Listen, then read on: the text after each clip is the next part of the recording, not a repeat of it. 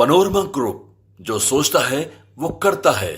नमस्कार, भारत लाइव देख रहे हैं आप और मुद्दे की बात करने बैठे हैं। लेकिन राजनीति में कुछ भी संयोग नहीं होता है। कोइंसिडेंस या इत्तेफाक जैसा शब्द राजनीति में उत्पन्न नहीं होता है।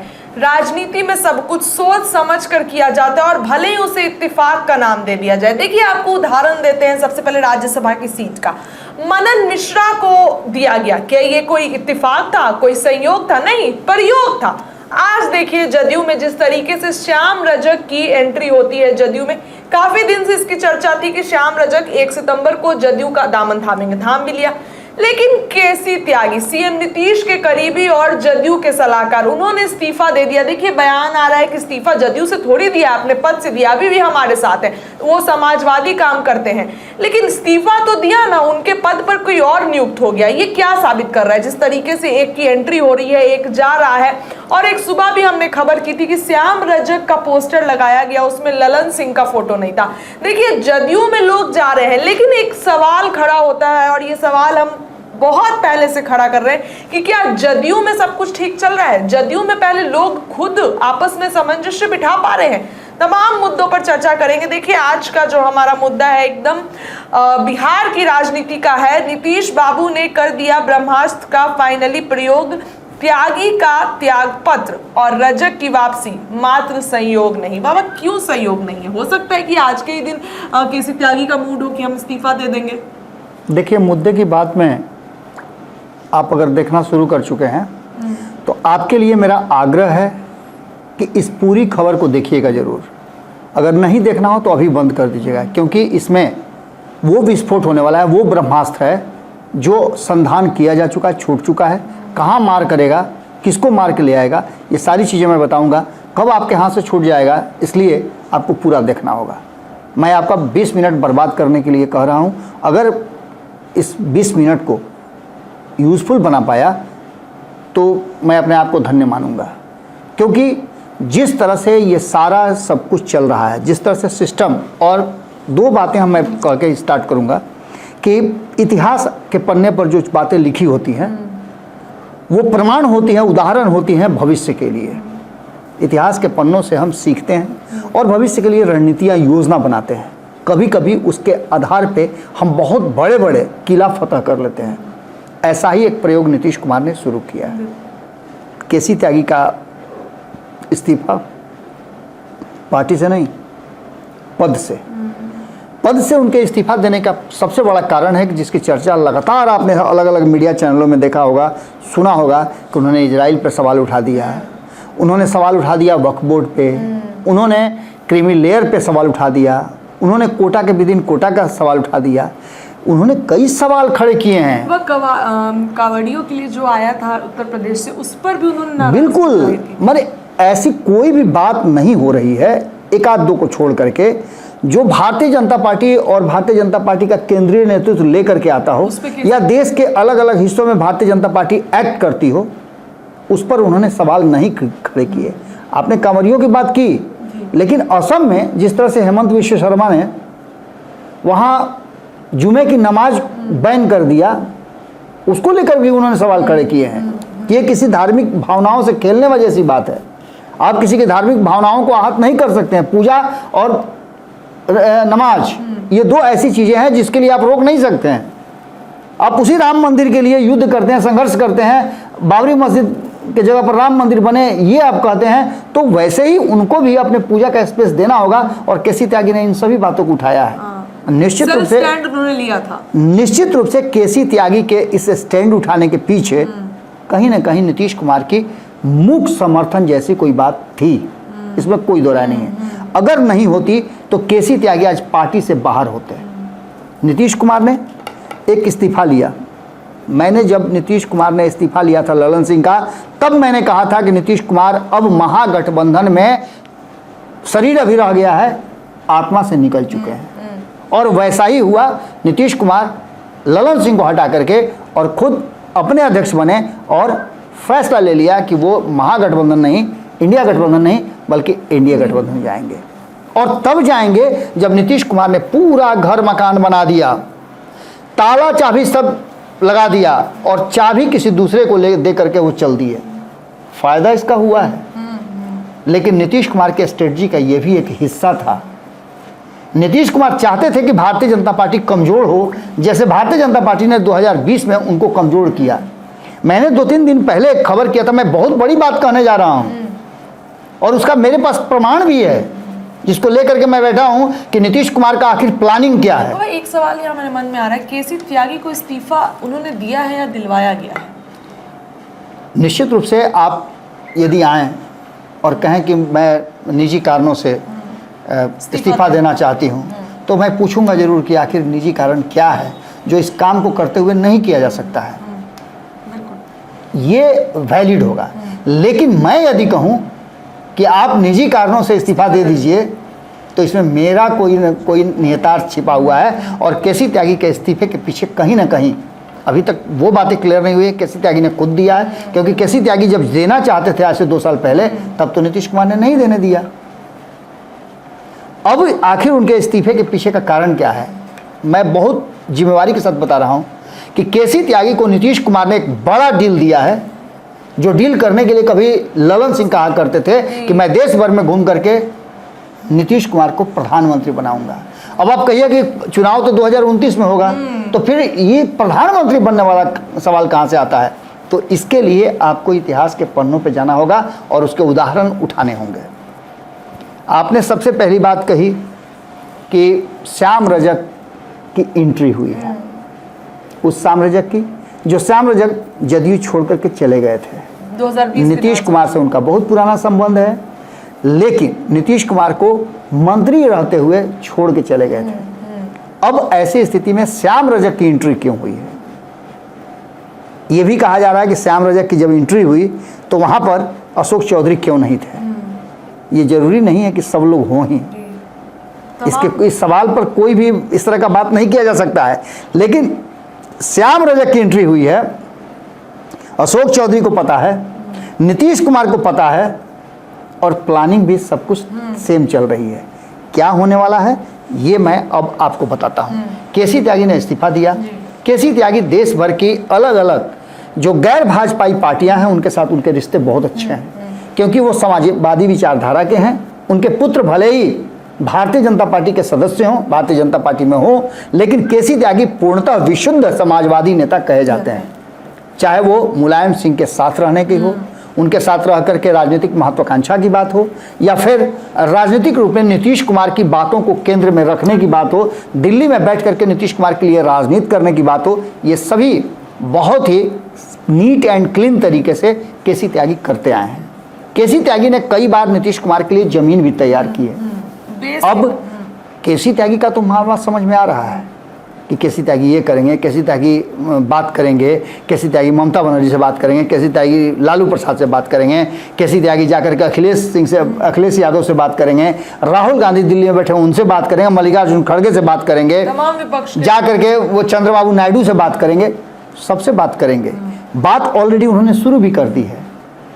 अभी हाल फिलहाल में इजराइल और फिलिस्तीन वाला जो मामला था, उसमें बिना किसी पूर्व तैयारी के अचानक से वो चले जाते हैं और इंडिया गठबंधन जहां बैठक करके इस केंद्र सरकार की नीतियों पर और इजराइल फिलिस्तीनी युद्ध पर सरकार को घेरने के लिए तैयारी कर रही होती है, वहां पहुंच जाते हैं केसी त्यागी और वहां से वो मीडिया को बयान भी जारी करते हैं। यानी कि वो छुप छुपा के नहीं कर रहे थे, वो खुलेआम कर रहे थे। इसके कोई ना कोई निहितार्थ तो जरूर होंगे, पहली बात।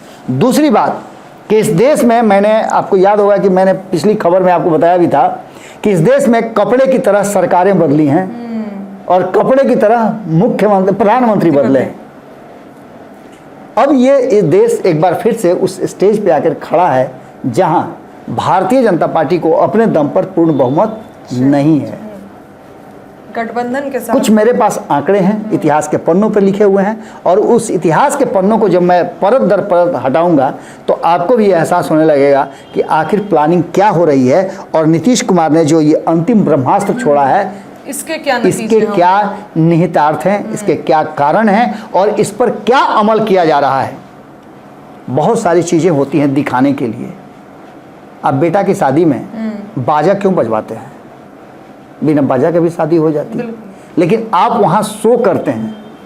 आप ये बताना चाहते हैं आवाज़ करके कि आज मेरे बेटे की शादी है, आज मेरी बेटी की शादी है।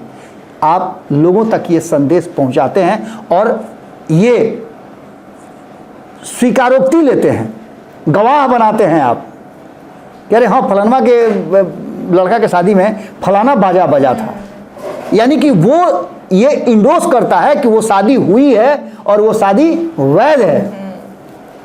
नीतीश कुमार ने उसी तरह से इतिहास के पन्नों को पलटा है और पलटने के बाद उन्होंने केसी त्यागी को एक अलग जिम्मेवारी दी है और श्याम रजक को एक अलग जिम्मेवारी दी है।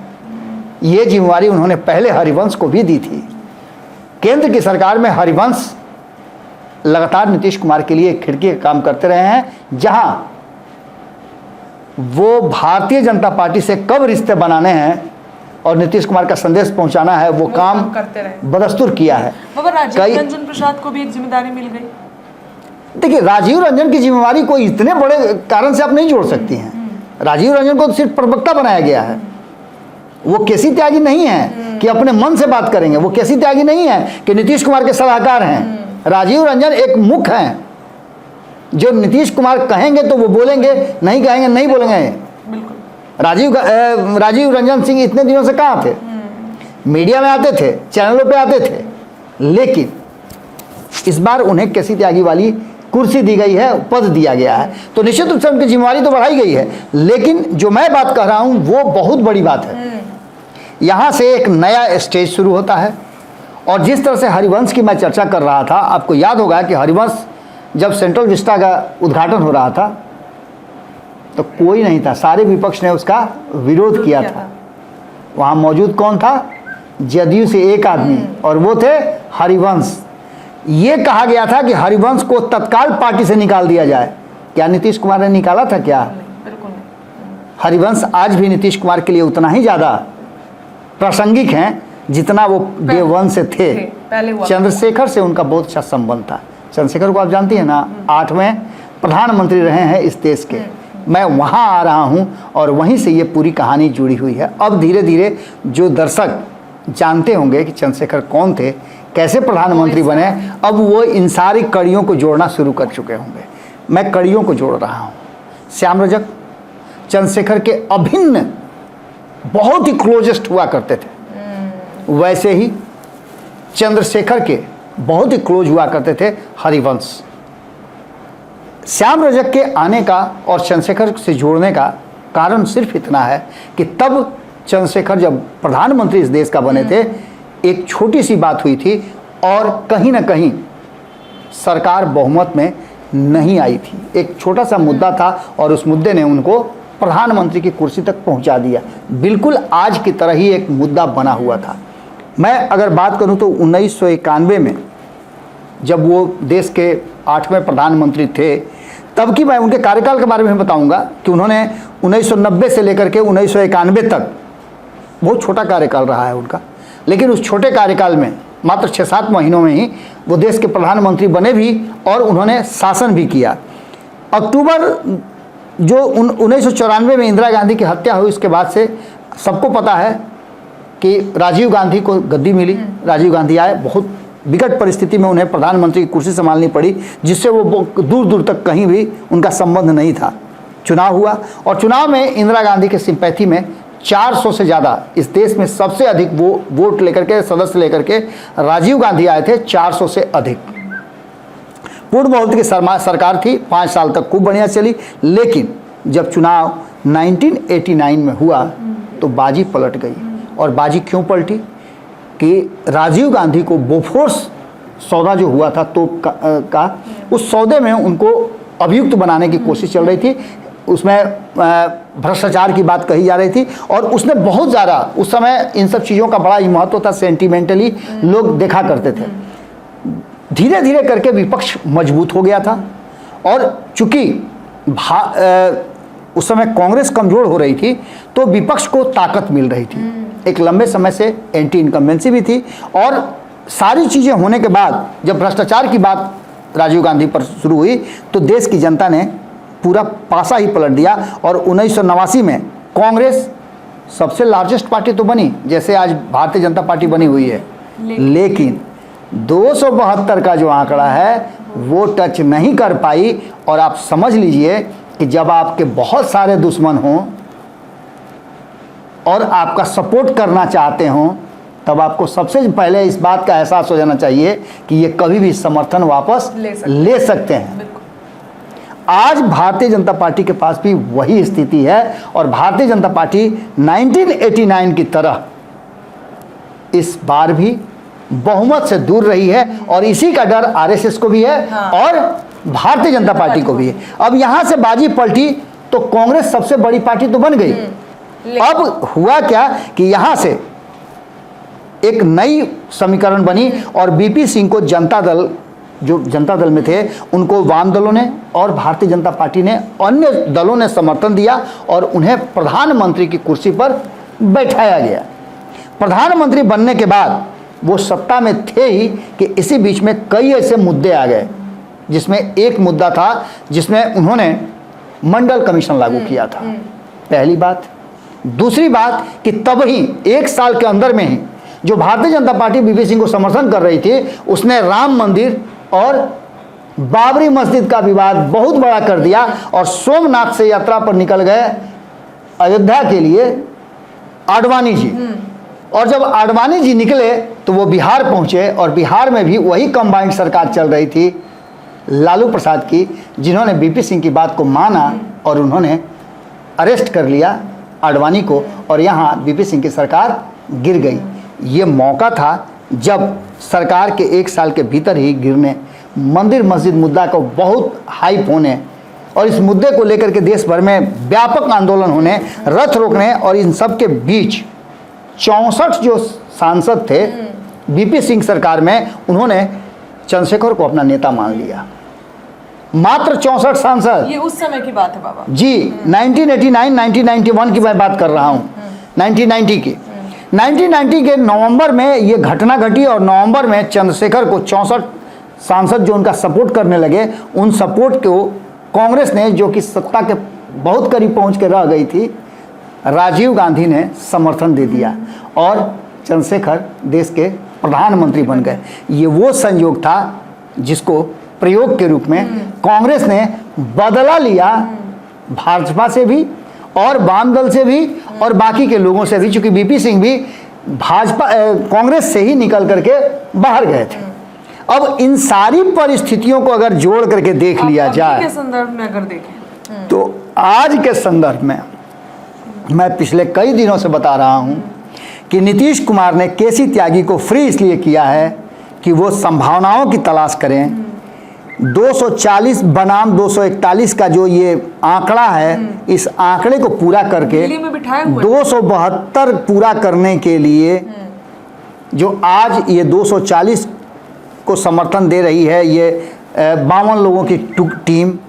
इन 52 लोगों में हमने पहले भी बताया था कि 32 के चक्कर में 52 न कहीं चला जाए हाथ से, और ये 52 लोग वो लोग हैं जो आज एनडीए का समर्थन कर रहे हैं, नरेंद्र मोदी को प्रधानमंत्री बनाने के लिए समर्थन कर रहे हैं। लेकिन अगर नीतीश कुमार का ब्रह्मास्त्र काम करना शुरू कर जाए तो निश्चित रूप से आप मान के चलिए कि ये नीतीश कुमार का प्रयोग फलीभूत हो सकता है और नीतीश कुमार जो बहुत लंबे समय से सपना देख रहे हैं वो सपना पूरा भी हो सकता है, क्योंकि राहुल गांधी नीतीश कुमार को एक बार फिर से चाहते हैं कि वो उनके खेमे में आ जाएं। ममता बनर्जी ने ऑलरेडी उनको ऑफर दे दिया है।